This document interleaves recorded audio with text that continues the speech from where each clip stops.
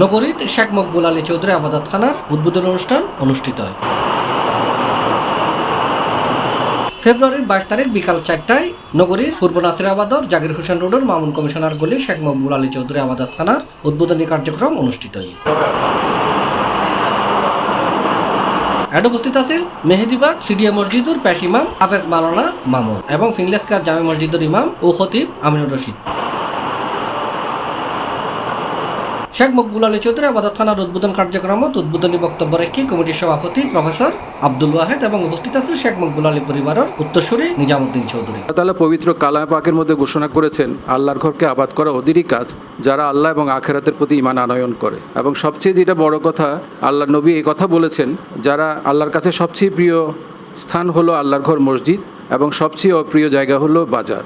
তো যেহেতু আসলে আল্লাহর ঘরকে আবাদ করা, আল্লাহর ঘরে বেশি বেশি করে কেমনে মুসল্লি হয়, কেমনে আল্লাহ নামাজ পড়নেওয়ালা হয়, নামাজি হয়, তো এই জন্য আসলে যারা সমাজের মধ্যে যারা পলিসি মেকার তাদেরকে আল্লাহ তাআলা কিছু তৌফিক দিয়েছে, তাদের এই কাজগুলো মাথায় রাখা উচিত। এবং সেই দৃষ্টিকোণ থেকে আমি এই কথা বলতে চাই, যাতে আমরা এ ধরনের একটা যেহেতু কার্যক্রম চালু করতে যাচ্ছি, যাতে এটার বুনিয়াদটা যেন এখলাসের উপর হয়। আলহামদুলিল্লাহ, আজকে আমরা অত্যন্ত আনন্দিত। আমাদের প্রফেসর ওয়াহিদুজ্জামান ভাইয়ের আহ্বানে সাড়া দিয়ে আল্লাহ সুবহানাহু ওয়া তাআলার জন্য তিনি একটি ঘর নির্মাণ করলেন। ওনার ফ্ল্যাটের বিশাল একটা অংশ মানুষের সালাতের জন্য তিনি ছেড়ে দিয়েছেন। আজকে উদ্বোধনী দিবস এবং আজকে ইমাম নিয়োগ এবং হাফেজ নিয়োগ হবে। তো আমরা সেজন্য এখানে আসা।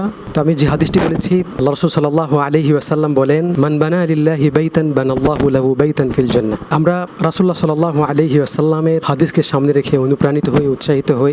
বিশেষ করে আমাদের ওয়াহিদ ভাই, তিনি ইলমি মানুষ, দীর্ঘদিন কওমি অঙ্গনের সাথে ছিলেন, ওলামায়ে কেরামের সোহবতে ছিলেন। তিনি চমৎকার আলোচনা করেছেন। ইন্নামা ইয়া'মুরু মাসাজিদাল্লাহি মান আমানা বিল্লাহি ওয়াল ইয়াউমিল আখির আয়াতের উদ্ধৃতি দিয়েছেন যে যারা আল্লাহর প্রতি ঈমান এনেছে, আল্লাহর ঘরগুলো তারাই আবাদ করে থাকে। আসন্ন পবিত্র রমজানের তারাবি উপলক্ষে হাফেজ ও ফাঁস ওয়াক্ত নামাজ পরিচালনায় এটা ইমাম নিয়োগ কার্যক্রম সম্পন্ন হয়। অনুষ্ঠানত আর উপস্থিত আছে এলাকার গণ্যমান্য ব্যক্তিবর্গ। C+ TV, Chittagong.